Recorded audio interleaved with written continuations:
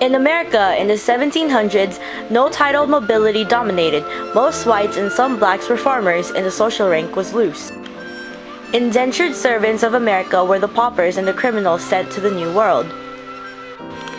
Slavery became a divisive issue.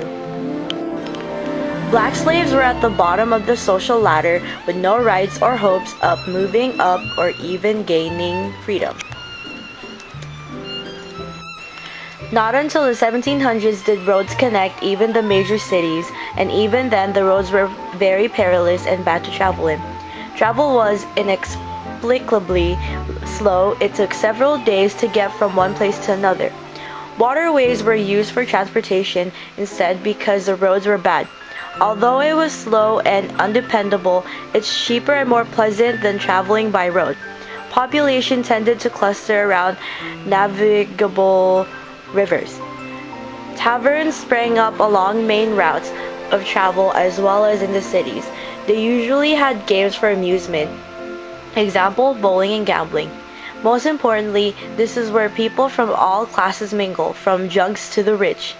Taverns were also places to disseminate gossip, information, and news. They were used sometimes for fraternization. They were places to express public opinion and played a role in steering people's opinion towards a revolution. An intercolonial postal system was established in the mid-1700s, although there were many problems and it was inexplicably low. Education was most important in Puritan New England, where it was used to train young future clergymen. Puritans stressed the need for Bible reading by the individual worshiper.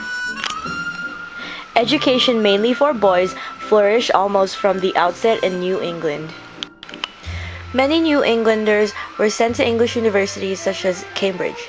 New Englanders also established primary and secondary schools.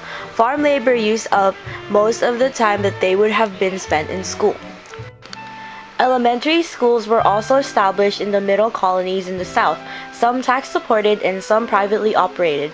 It was difficult to establish an effective school system in the South since people lived in between wide areas. Colonial schools were grim and gloomy. A boy's individualism is severely repressed, and discipline was severe, sometimes inflicted by indentured servant teachers. The simplicity of pioneering life in the colonies did not cultivate the arts, and many aspiring artists had to go to England to pursue their artistic interests. Architecture was imported from the Old World and adapted to suit the New World environment. Colonial literature was also generally undistinguished. Ben Franklin's Poor Richard's Almanac was very influential in shaping American character, containing many common sayings and phrases, and was more widely read in America and Europe than anything but the Bible. Newspapers were a powerful medium in expressing and recruiting resistance to British authority. The Zenger trial, 1734 to 1735, won the right for the freedom of the press and was one step toward democracy. John Peter Zenger was charged to court with seditious libel after printing truth about a corrupt royal governor. The 13 colonial governments took a variety of forms. Maryland, Pennsylvania, and Delaware, proprietary government, governors chosen by proprietors.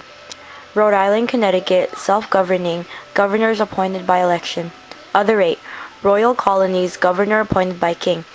Every colony used a bicameral two-house legislation where the lower branch was elected by the people who qualified as voters. The legislatures allowed self-taxation without representation, something the Americans found important.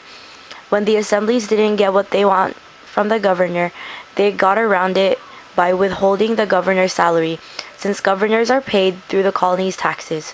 Britain finally began to pay governors on their own when the Townshend Acts were enforced, but it was too late. The Americans already resented the governors.